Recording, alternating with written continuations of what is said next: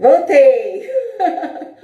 Deu um problema aqui, eu tive que encerrar e começar, senão ia dar ruim, né? Como o pessoal tem dito aí nesse tempo que a gente está vivendo. Então voltei, vamos voltar aqui. O pessoal que estava na live, eu esperar vocês voltarem para a gente recomeçar esse tempo tão precioso. Olá, Estela, Simone Poleto, Neide, oi de novo. Coisas do ao vivo, né, gente? O negócio tá errado aqui, a gente tem que consertar. Mas vamos lá. Nós estamos aqui para falar sobre liberdade. O tema dessa live de hoje é presas, porém livres. E sabe, é tão interessante que a ideia desse tema surgiu, não foi de mim, não. Foi da minha filha, Suzane. Ela tem 8 aninhos.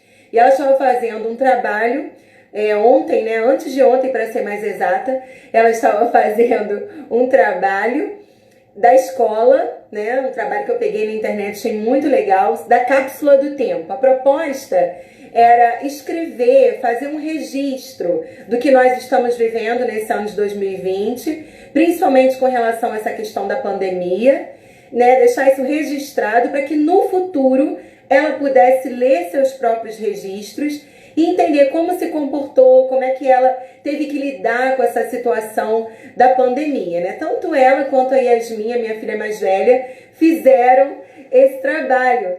E aí, uma das perguntas era assim: como você está se sentindo? Ela disse: presa, mas livre. Eu só troquei o mais pelo porém, né? Presa, mas livre. Ela disse: mamãe, a gente está preso dentro de casa, não pode ir para um monte de lugares que gostamos de ir ou que faz parte da nossa rotina, mas dentro da nossa casa nós estamos livres para fazer o que a gente quiser, né? Para se divertir, para brincar. Ela falou: então eu estou presa em casa, mas não estou me sentindo presa. Eu achei tão interessante isso. Eu falei: minha filha, eu estava na dúvida de qual seria o tema da live de quinta-feira. Pronto, agora eu tenho certeza. O tema é esse. Ela disse: não acredito que a senhora vai fazer uma live com o tema que eu dei.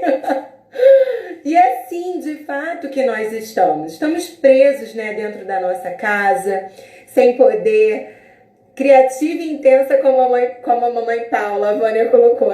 Pois é, bem parecidas com a mãe, né? E nós estamos assim, né, limitadas, impedidas de fazer o que estamos acostumadas a fazer. Mas isso não significa que temos que nos sentir presas e nos comportar como pessoas presas. Ainda que impedidas de realizar a nossa rotina normal, o nosso cotidiano, nós podemos viver como pessoas livres, mesmo num tempo de prisão, de isolamento, de confinamento.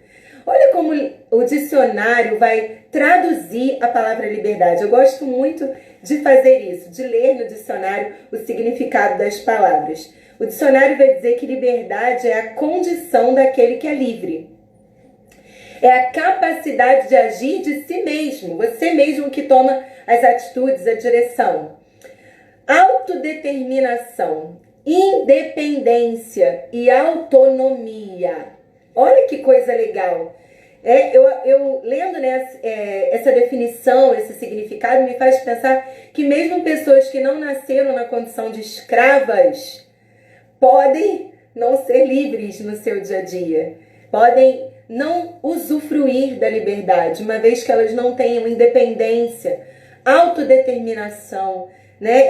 Elas não tenham autonomia.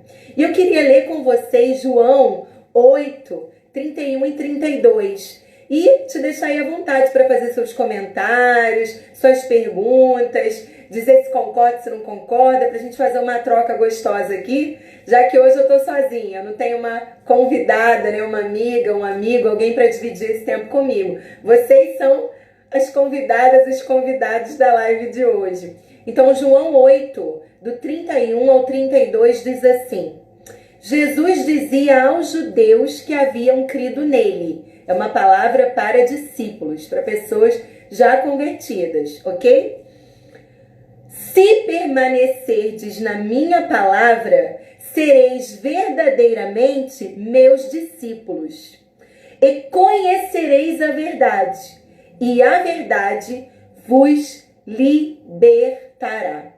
Hoje, depois do café da manhã, nós tivemos um assunto com as nossas filhas, assim, mais eu, né, com as meninas, que rendeu mais de uma hora. A gente ficou conversando sobre isso.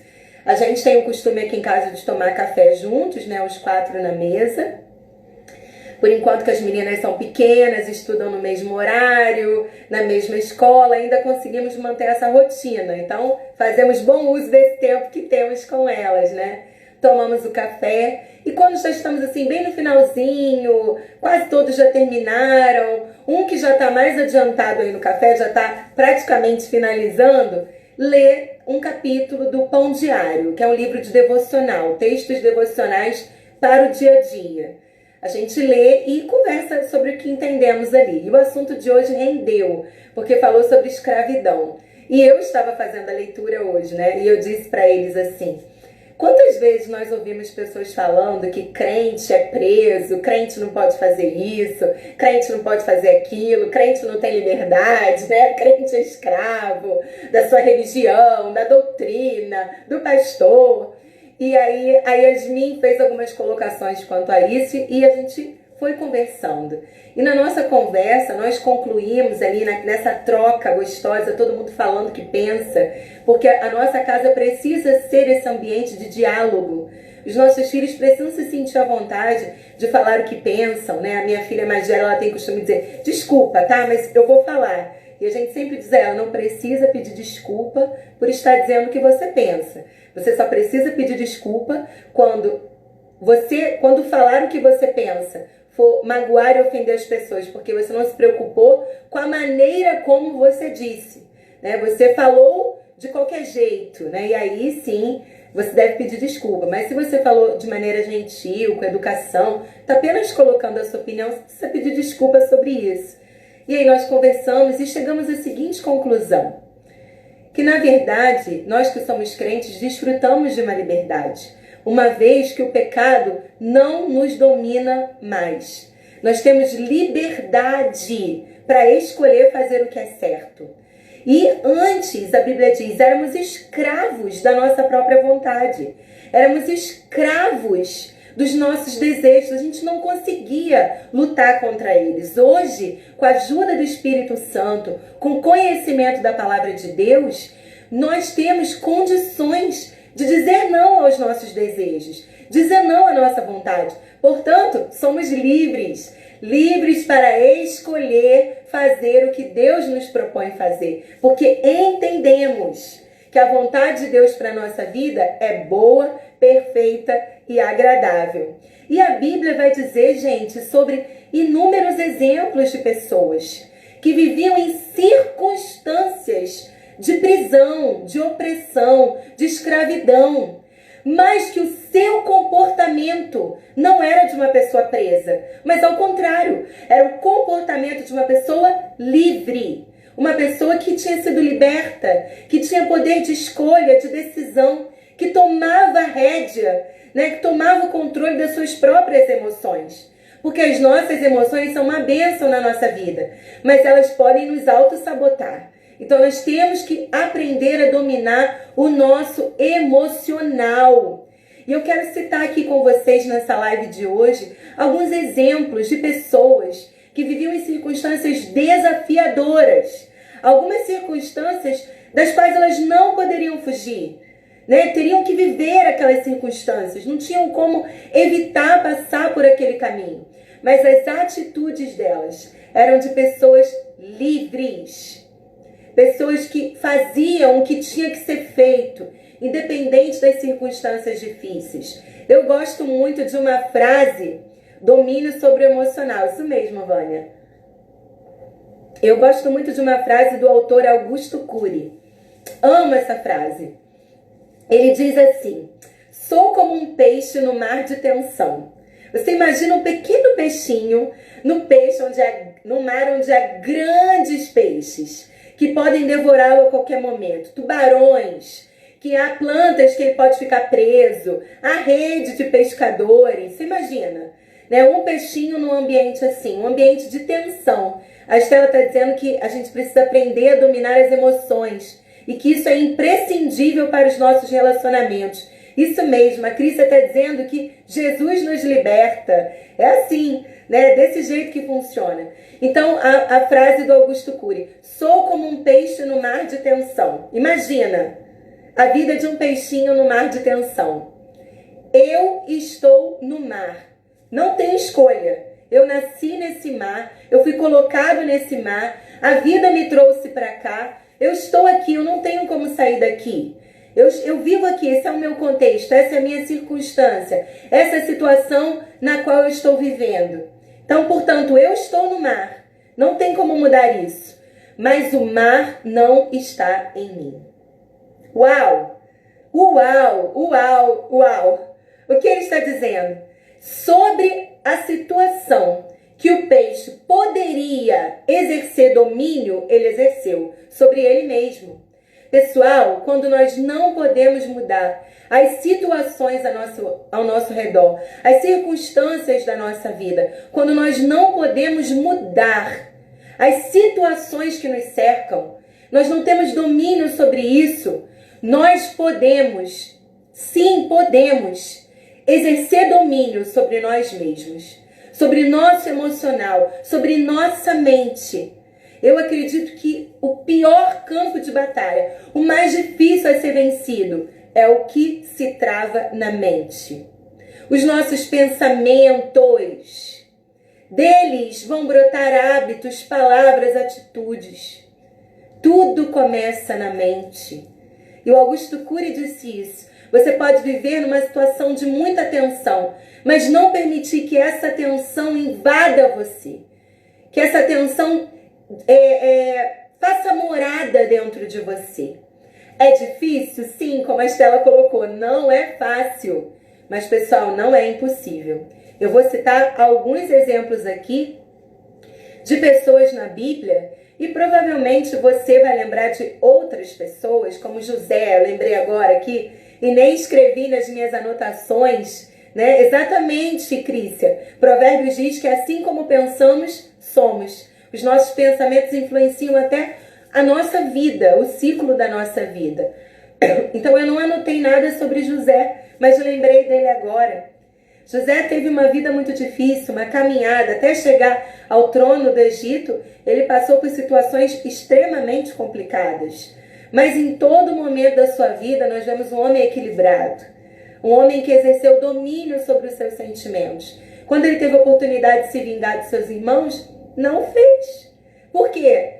Porque ele era livre. Livre para escolher perdoar. E ele escolheu perdoar. E colheu bênção sem medidas. Por causa da sua atitude. Então, vou te citar alguns exemplos aqui. Você pode aí me ajudar citando outros também que você lembre. Primeiro, está bem recente na minha mente, porque eu tenho falado muito sobre essa mulher, gravando os áudios do Gerando Mulheres Aliviadoras. Inclusive, se você está aí assistindo essa live e nem sabe do que eu estou falando, o Satisfeitas agora criou um canal no YouTube e nós temos dado início a essa caminhada no YouTube com os áudios. A narração desse material que nós temos, Gerando Mulheres Aliviadoras. É um material inspirado no livro de Ruth, quando eu traço assim as características, destaco as principais características de Ruth, somando todas essas características, crio o pacote de uma mulher aliviadora, de uma mulher que faz o bem, que ajuda o outro. Bem-vinda, Luanda, Monteiro Luanda, bem-vinda, que ajuda, que socorre outras pessoas. Então, o exemplo de Ruth e Noemi está bem vivo na minha mente. Ruth e Noemi estavam vivendo um tempo, uma prisão do luto. Elas não tinham como fugir disso. Ruth havia enterrado seu marido. Noemi havia enterrado seu esposo e seus 2 filhos. Não tinha como passar uma borracha nessa parte da história delas. Elas estavam vendo algo legítimo. O áudio de Ruth. Eu falei errado, Simone? São áudios, eu gravo, narro os capítulos desse material e estão lá disponíveis no nosso canal de YouTube, Ministério Satisfeitos, vocês podem acompanhar. A gente já está indo amanhã para o 10º capítulo, tá bom? Já estamos encerrando até essa jornada. Mas acompanha lá, vai abençoar a sua vida. Então, elas estavam vivendo a prisão do luto. Elas haviam perdido pessoas muito importantes na vida delas. O marido, o filho, né, os filhos. Então não tinha como fugir dessa situação, não tinha como mudar esse quadro. Elas tinham que passar pelo caminho do luto. Os psicólogos vão dizer que esse período aí dura cerca de 2 anos, os efeitos do luto numa pessoa. E depois a gente vai conviver com a saudade, que é para sempre. Não passa. Você continua sentindo saudade daquele ente querido, daquela pessoa que você ama. Então não tinha como mudar essa circunstância do luto. Mas elas eram livres para recomeçar. A prisão do luto não impediu que elas recomeçassem suas vidas. Que elas traçassem uma nova rota, uma nova maneira de viver. Então o luto é uma prisão mesmo, no sentido de que você vai ter que sentir aquela dor, você vai ter que compreender que aquela pessoa se foi, você não vai viver mais com ela, você vai ter que aprender um novo estilo de vida, né, sem aquela pessoa, mas você continua livre para fazer a escolha.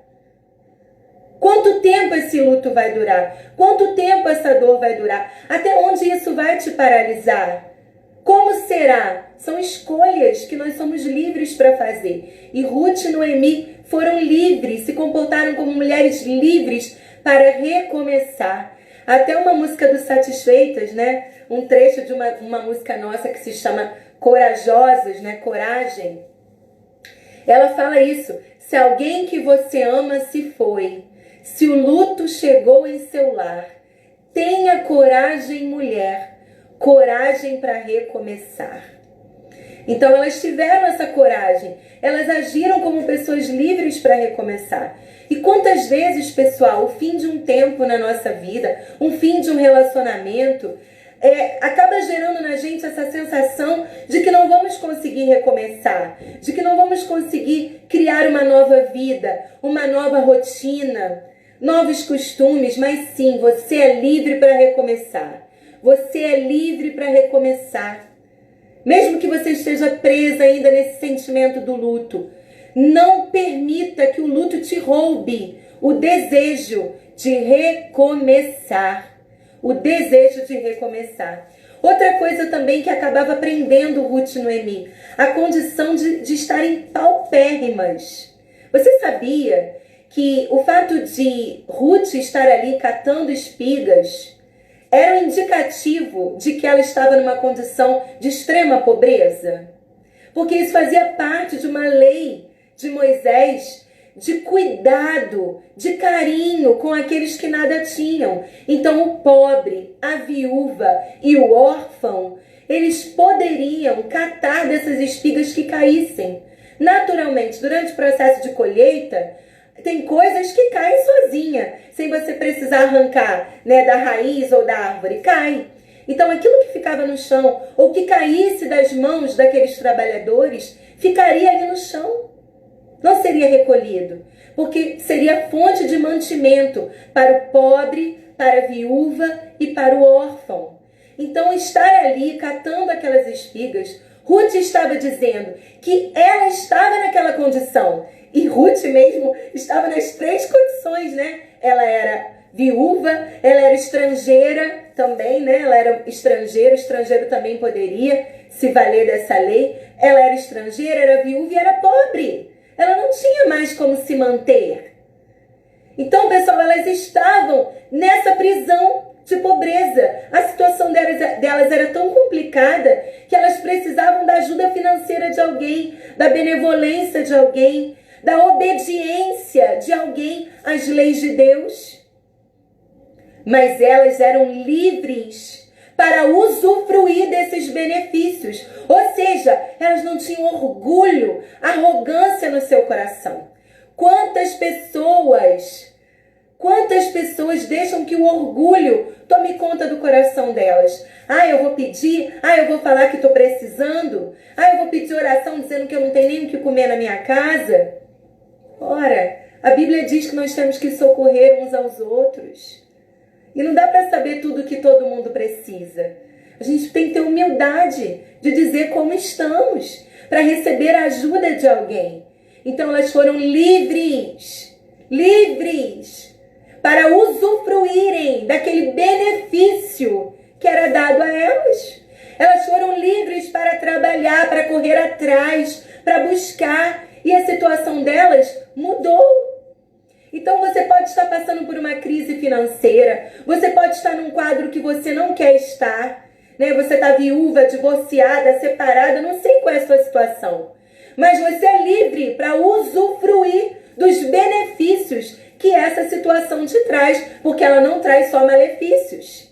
Ela não traz só pontos negativos. Ela também vai gerar misericórdia, compaixão de pessoas. Usufrua. Não deixa que o orgulho tome conta do seu coração. Você é livre para escolher ser humilde. Você é livre para escolher ser humilde. Então, Ruth e Noemi agiram dessa maneira livre. Uma situação aí muito complicada, às vezes, é casamento, né? Para muitas pessoas. Muitas vezes, nós ficamos presas, né? Algumas mulheres ficam presas a relacionamentos ruins. Não necessariamente abusivos, né? Agressivos. Não necessariamente isso. Mas às vezes casadas com homens de um comportamento ruim, de um temperamento difícil, uma pessoa de difícil relacionamento, e você está presa às vezes àquela relação pelos votos matrimoniais, né? Eu estou usando esse termo preso, tá, gente? Por conta do tema da live, que é presas, porém livres, tá bom? Mas entenda aí o que eu quero dizer, tá bom? Não vamos criar polêmica em cima de uma palavrinha só, tá? Então, você tá ali, você tá mantida naquela relação. Mas aquela relação é complicada, é desgastante, exige muito, é uma relação delicada, fragilizada, não é verdade? Sem falar de extremo, tá? Extremos são extremos, a gente trata de outra maneira. Falando das coisas normais do cotidiano. Abigail, a Bíblia diz, era casada com um homem muito difícil de lidar. Um tal de Nabal. O nome dele significava louco. Imagina viver a vida com um homem assim. E ela estava ali, ainda mais naquela época, naquele tempo, aqueles costumes, ela estava presa naquela relação. Com um homem difícil. Com um homem de temperamento muito difícil. Ela não tinha como mudar aquele contexto na vida dela. Mas Abigail era livre para não recorrer à vingança. Nabal negou ajuda a Davi e aos seus homens. Nabal fez algo muito ruim. A Monteiro Luanda, né, escreveu: "Estou amando, real e forte, assunto que precisa ser abordado." Amém, glória a Deus. Nabal fez algo completamente contrário aos costumes daquela época. Ele decidiu fazer o que ninguém faria. Ele decidiu romper com uma tradição. Era comum, era tradicional ajudar quem te ajudasse, né? O próprio costume deles exigia esse comportamento. E ele se negou a ajudar. E ainda falou de Davi como se ele fosse um revoltado, como se ele fosse um homem que se levantou contra o reinado de Saul. Ele diz: "Eu vou ficar atendendo a esses escravos que estão fugindo dos seus senhores?" Ora, Davi era um príncipe. Davi era casado com Mical, a filha do rei. E ele estava assim fugitivo, não por escolha própria, mas porque Saul decidiu matá-lo. E ele não estava buscando maneiras de matar Saul. Davi não levantou um exército para se levantar contra Saul. Davi levantou um exército para se proteger de Saul, para permanecer vivo. Um amigo meu disse esses dias, até com relação ao coronavírus, ele disse: o foco desse momento é manter-se vivo. Esse é o foco, ficar vivo, né? De fato, não só fisicamente, mas emocionalmente. Um tempo muito difícil, né, que nós estamos vivendo. Então, pessoal, Davi ouviu umas ofensas muito graves, algo assim, muito complicado de se dizer, de um príncipe, de um homem ungido para ser rei, né, de um gladiador do povo de Israel. Ele ainda era um homem que havia matado Golias, que havia libertado Israel da opressão desse povo terrível, dos filisteus. Então, Nabal agiu dessa maneira louca. E aí, o que Davi fez? Eu vou lá e vou matar todos os homens da casa de Nabal. Não vai sobrar um, vou acabar com todos. Abigail, gente, ao ouvir isso, ela podia dizer assim: ai, ainda bem que ele falou que vai matar só os homens e as mulheres não. Eis aí a oportunidade para eu ficar livre desse meu marido. Não sou eu que vou matar, não vou precisar jogar veneno na comida dele, não estou saindo de casa, não estou pedindo carta de divórcio. Olha só a sorte batendo na minha porta. Davi que vai matar Nabal. Eu vou ficar aqui quietinha no meu canto, só assistindo Davi matando Nabal, e quando esse homem morrer, eu vou viver minha vida livre do jeito que eu gostaria de viver. Ela não fez isso. A vingança bateu a porta. Olha aí a oportunidade de se vingar. Ela não agiu assim, porque ela era livre para escolher fazer o bem. E sabe o que ela fez? Preparou um banquete. Foi encontrar Davi pelo caminho e disse: não considere as palavras desse meu marido. É louco desde menino. Olha o nome dele, já diz que ele é louco. Traga para mim essa culpa, para que eu possa te pedir perdão. E ela pede perdão a Davi e poupa a vida de Nabal. Ele era tão maluco mesmo. A Cris está falando que nessa pandemia tem muita mulher querendo colocar veneno na comida do marido. Misericórdia, gente. Não, né? Liberdade para fazer o que é correto, a Vânia está dizendo. Pessoal, ela não precisou fazer nada, porque Nabal era tão louco, gente.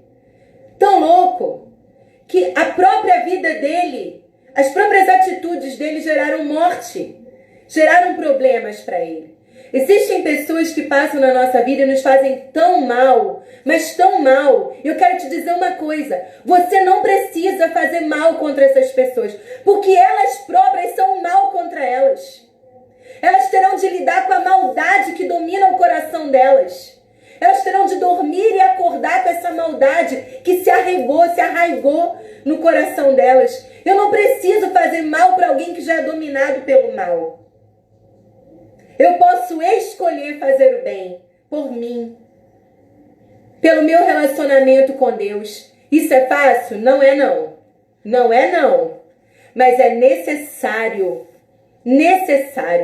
É necessário. Abigail escolheu fazer o bem, mesmo contra alguém que lhe fazia o mal constantemente. E sabe o que aconteceu?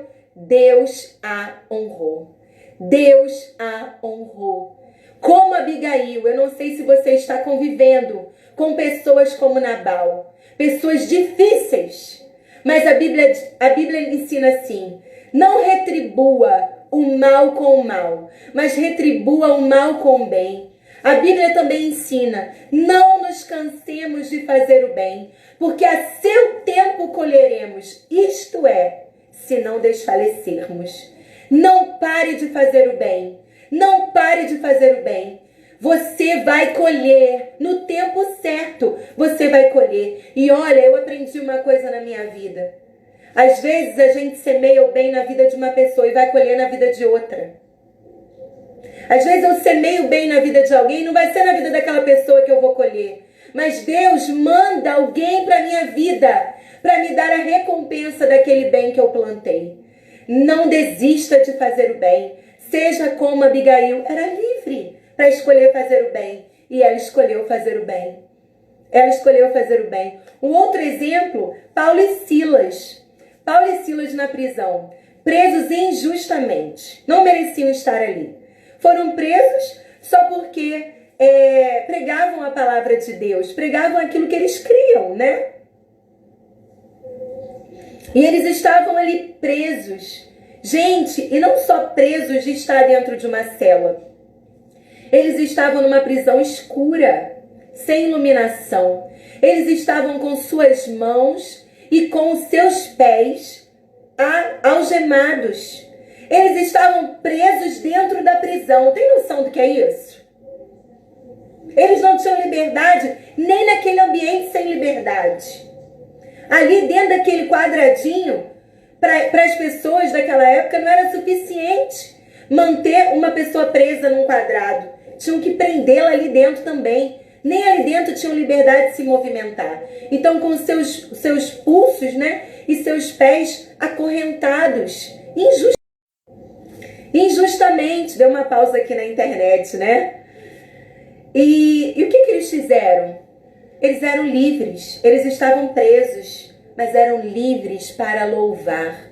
Eram livres para adorar. E eles começaram a adorar. E, gente, a adoração, ela é um fermentinho, né? Ela é um fermento. Você coloca ali na massa, começa a levedar. Você começa a adorar, E aí você vai adorando e não para de adorar, aquilo vai ficando intenso. É uma semente, é um fermento que leveda a massa.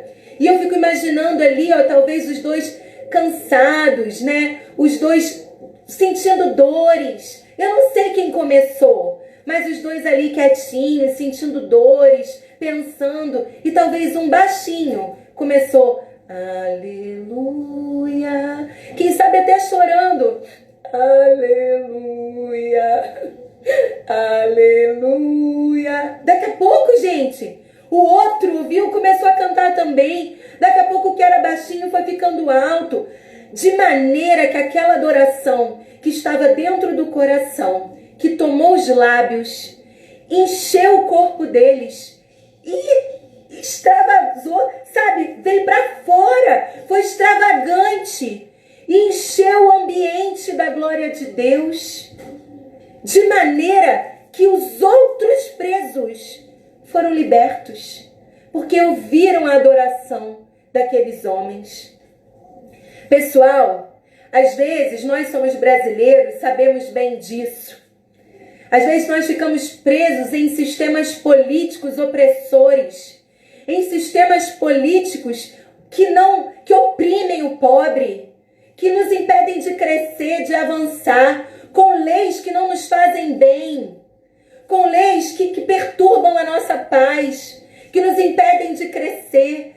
A Bíblia vai dizer em Provérbios que o pobre tem a sua plantação e ele cuida com carinho e aquilo cresce e dá mantimento para ele, mas ele não prospera por causa da ganância do governo. Olha a seriedade do que a Bíblia está dizendo.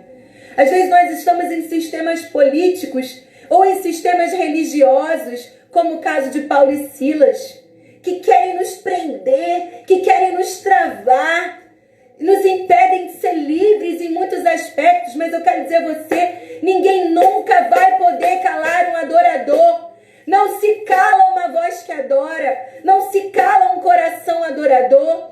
Voz e peito de adorador, não há cadeias capazes de prender. Ninguém nunca inventou uma armadilha, ninguém nunca inventou um cadeado, ninguém nunca inventou uma corrente capaz de prender uma língua, capaz de prender um peito adorador.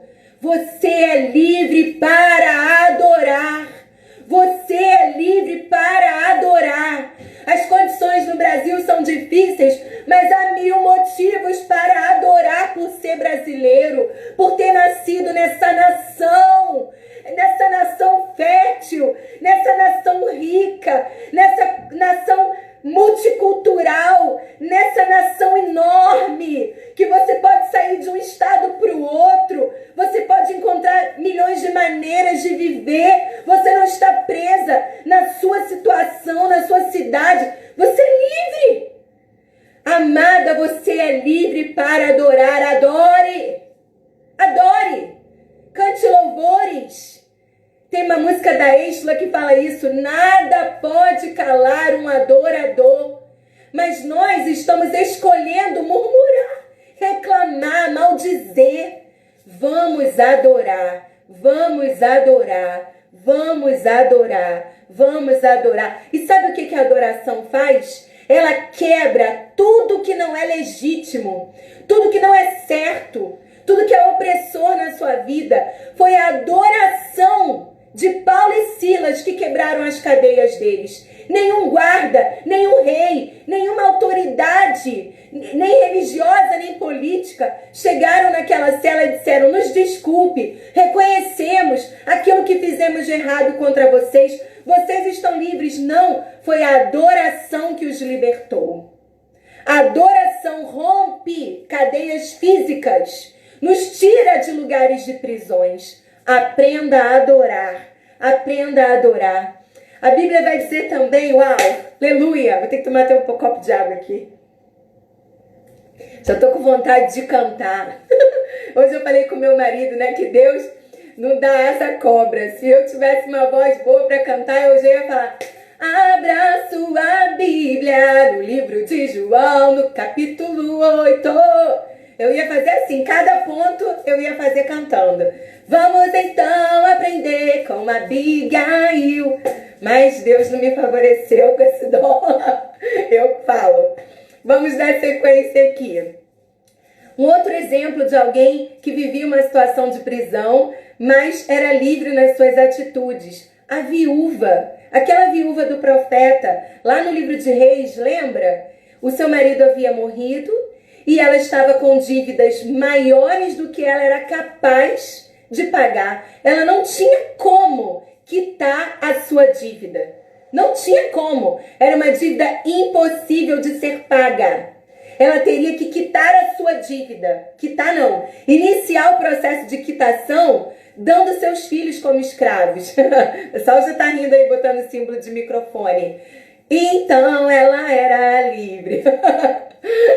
Aquela mulher estava numa situação financeira de prisão. Ela não tinha como mudar aquele quadro financeiro na sua vida. E na condição de viúva, ela havia perdido o provedor do seu lar, né? Daquela época, aquela cultura. Então, quem mudaria a situação dela?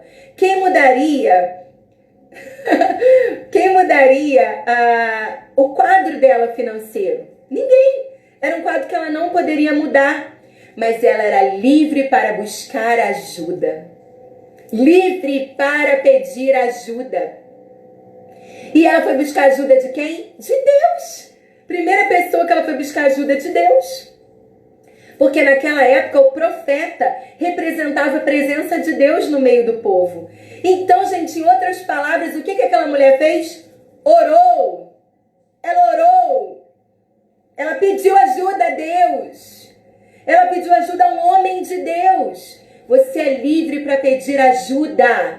Você é livre para dizer: me socorra. A Bíblia diz que o Senhor, Ele é socorro bem presente na hora da angústia. Para quem? Para quem clama por socorro. A Bíblia diz que torre forte é o nome do Senhor. Os justos correm para ela e não serão abalados.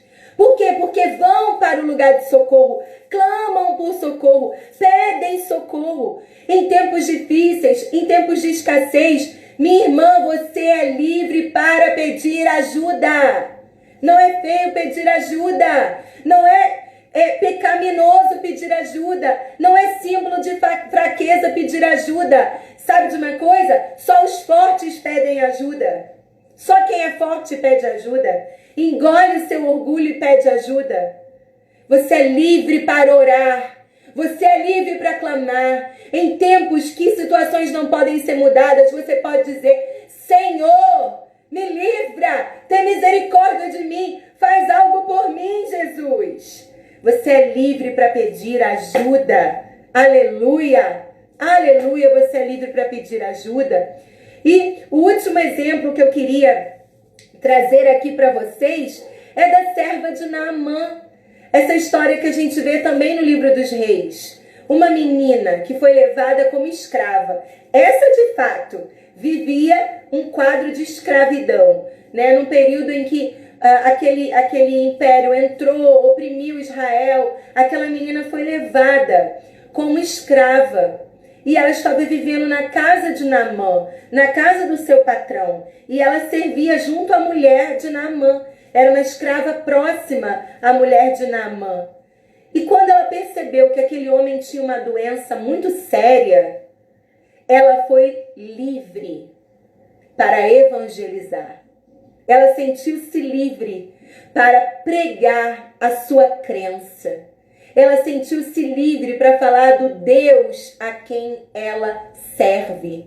Eu quero dizer para você, em contextos com pessoas descrentes, em contextos com pessoas que não têm a mesma fé que você é livre para falar de Jesus. Você é livre para pregar o Evangelho. Você pode dar conselhos bíblicos. Você pode dizer, olha, eu vou orar por você. Existe um Deus que pode mudar a sua vida. Deus pode mudar a sua situação. Mas parece, gente, que está sendo politicamente errado pregar o Evangelho. Parece que legal agora é nunca falar de Jesus. Respeitar as pessoas é não dizer para elas que Jesus tem solução para os problemas delas. Respeitar as pessoas é deixar que elas sigam a vida delas crendo no que elas querem. Isso é loucura, gente. Outro dia quebrou um negócio aqui no nosso banheiro. E aí, o meu marido, eu passando pela rua, né? Eu falei para ele, olha, eu vi uma plaquinha aqui na nossa rua de um bombeiro hidráulico. Eu vi. Aqui na nossa rua. E o meu esposo é mesmo. E meu esposo foi ali procurar e achou, né, a casa daquele senhor. E conversou com ele, explicou a situação, ele veio aqui e fez o conserto pra gente. Só que ele precisou vir mais de uma vez. E aí ele mexeu em outras coisas aqui na casa. E da última vez que ele esteve aqui, ele começou a falar sobre a religião dele aqui em casa. Ele começou a dizer que estava bem no início, né, da situação da quarentena. Aliás, aqui na cidade a gente ainda nem estava vivendo um período de quarentena. Ele começou a dizer, o ano de 2020 é o ano da entidade tal, e essa entidade que está dominando esse ano. Então, quando entrou o ano, eu já sabia que seria um ano difícil. Dentro da minha casa, ele saiu falando da religião dele. Falou do que ele cria, do que ele acreditava, a quem ele recorria pedir ajuda. E eu falei assim pro meu marido, depois que ele foi embora, obviamente, né? O meu marido disse assim, a gente conversando, eu disse assim pro meu marido, engraçado, será que se a gente crente estivesse na casa de alguém fazendo um concerto no banheiro, a gente ia dizer, né? Pois é, esse ano de 2020 tá sendo um ano muito difícil, né? Mas a Bíblia diz que o Senhor que sabe que planos eles têm para nós. E é um plano de paz, não de mal. E eu sou evangélico, eu creio nisso, sabe? Que o meu Deus tem planos de paz para mim. E no final de tudo isso, eu vou viver um tempo de paz. Será que a gente faria isso? Ou diria assim, não, é desrespeitoso chegar na casa de alguém e falar de Jesus para ela. Mas ele chegou na minha casa e falou do espiritismo para mim. Dentro da minha casa.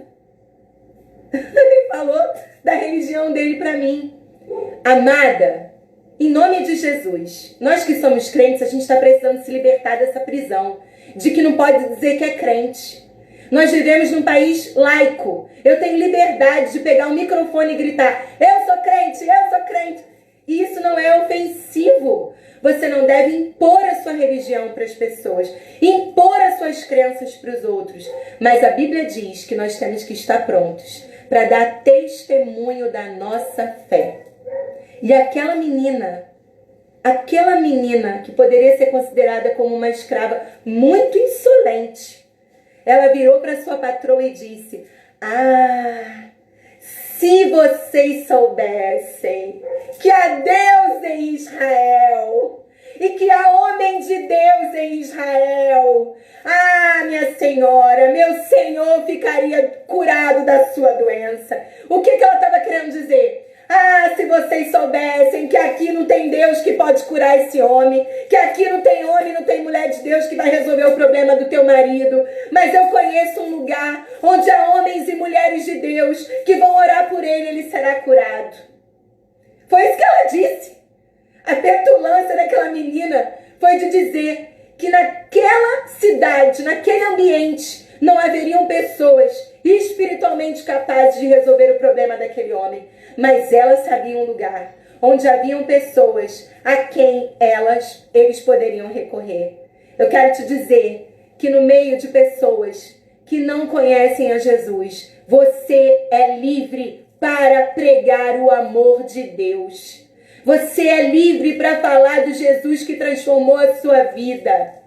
Você é livre. Você é livre para falar do Senhor Jesus. Você pode dar testemunho da sua fé. Isso não é ofensivo, isso não é errado. Não é descer o evangelho à goela de ninguém, mas é dizer, eu sei que há um Deus capaz de mudar esse quadro.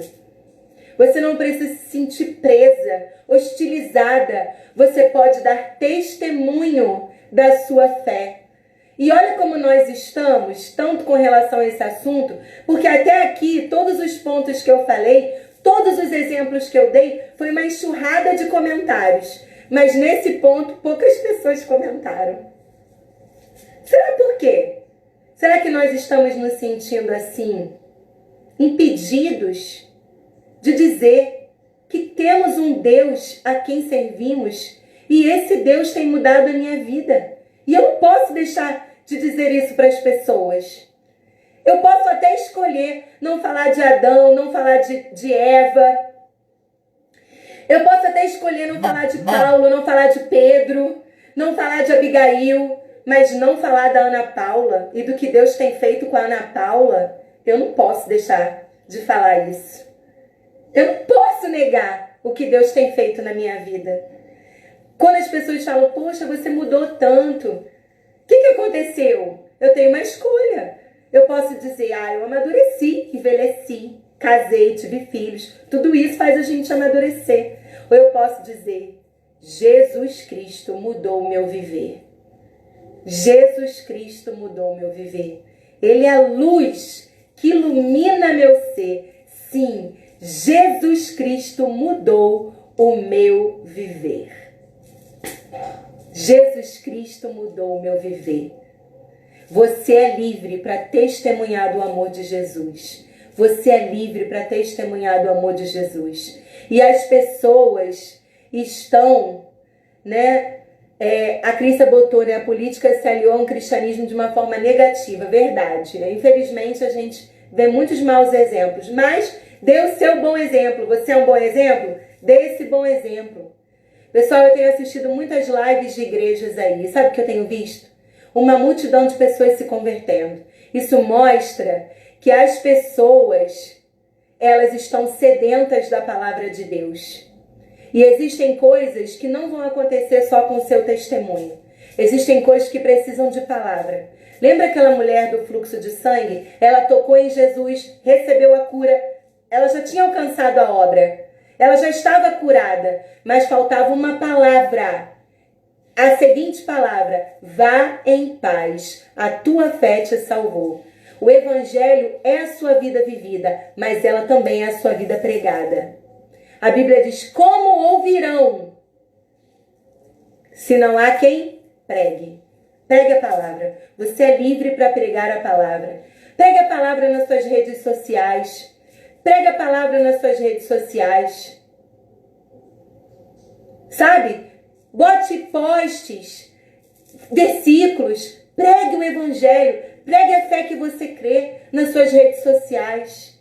Encha as suas redes sociais da sua fé. Aquela mulher foi livre para fazer essa escolha. E essas pessoas livres, elas estavam presas em algo, sabe o quê?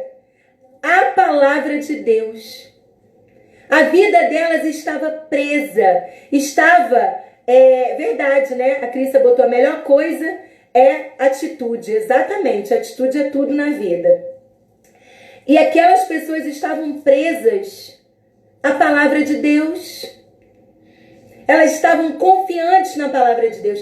E essa palavra na qual elas se agarravam, na qual elas se prendiam, trouxe libertação para os sentimentos nocivos, prejudiciais que poderiam brotar do coração delas. A Bíblia vai dizer em Hebreus, e foi um texto que eu me agarrei muito em momentos difíceis na minha vida, que diz assim, cuide para que não haja raiz de amargura no teu coração, que brotando vos perturbe e contamine a muitos. Existem coisas que vão brotar no nosso coração, que vão nos perturbar, e vão fazer o que mais? Vão fazer a gente contaminar outras pessoas. Então essas pessoas aqui que eu citei e muitas outras, elas estavam agarradas a palavra de Deus, que as tornava livres dos seus maus sentimentos, das coisas nocivas que poderiam brotar do coração delas. Pessoal, a palavra de Deus as libertou da influência das circunstâncias em suas vidas. Cada princípio bíblico te liberta de sentimentos nocivos. Cada texto bíblico, ele é uma semente de libertação das coisas podres que surgem do nosso coração, do nosso interior. Encha a sua vida da palavra de Deus, porque o texto que eu usei para a gente começar essa live aqui, Jesus ele disse o seguinte: se vocês permanecerem na minha palavra, verdadeiramente serão meus discípulos, e a verdade vos libertará. A verdade vos libertará. Na medida que vocês conhecerem a verdade, essa verdade vai libertar vocês. A verdade vos libertará. Cada princípio bíblico, ele é um libertar na nossa vida de coisas ruins, exatamente como a Michele disse. Água purificadora é a palavra de Deus. Ela purifica o nosso coração. Quando eu guardo, por que a Bíblia diz isso? Guardei a tua palavra no meu coração, para eu não pecar contra ti. A tua palavra me libertou dessa escravidão do pecado, de fazer o que o meu coração quer que eu faça e não o que a palavra de Deus manda que eu faça. Nós precisamos encher a nossa mente com a palavra de Deus. Por que Ruth e Noemi foram livres para usufruir do benefício que tinham, para recomeçar? Por que Abigail foi livre para não recorrer à vingança? Por que Paulo e Silas foram livres para adorar? Por que a viúva do profeta foi livre para buscar ajuda? Por que a serva de Naamã foi livre para evangelizar, para falar do amor de Deus para o seu patrão, para a sua patroa? Sabe por quê? Porque estavam presos na palavra. Porque permaneceram na palavra. E sabe uma coisa que eu tenho aprendido na minha vida? Que a coisa mais difícil, pessoal, não é começar. A coisa mais difícil é permanecer. Começar não é tão difícil quanto parece, mas permanecer é difícil. A gente vai pegando a palavra e amoldando as circunstâncias da vida. E aí quando vê, a gente não permanece mais naquele caminho, naquele princípio. Nós precisamos permanecer nos ensinos da palavra de Deus. Eu queria concluir essa live aqui com vocês, compartilhando algo, sobre Jesus. Jesus, quando os discípulos foram até ele, disseram: olha, muitos discípulos foram embora, foram seguir outros caminhos. E Jesus diz: é mesmo? E vocês não querem ir também, não? Vocês também não querem, não?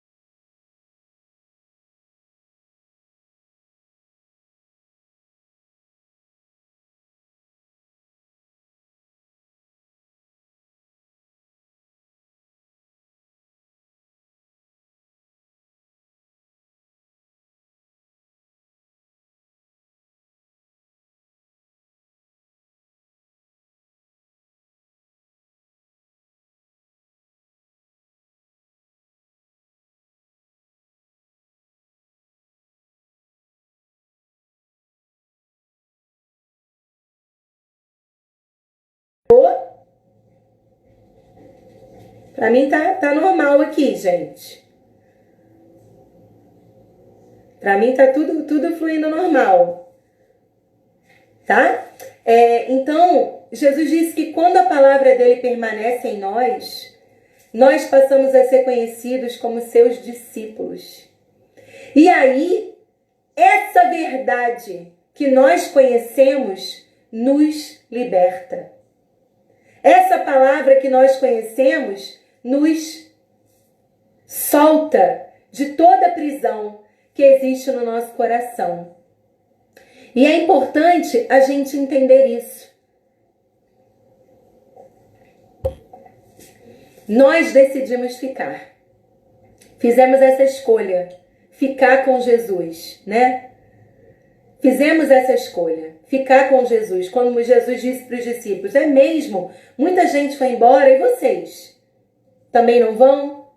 E Pedro disse, não, Senhor, ficaremos contigo. Porque para onde iremos se só tu tens a palavra de vida eterna? Sabe, pessoal, nós decidimos ficar com Jesus. Não decidimos? Se nós decidimos ficar com Jesus, nós temos que ficar com a palavra dele. A decisão de ficar com Jesus é a decisão de ficar com a palavra dele. E a palavra dele vai nos fazer livres na nossa caminhada.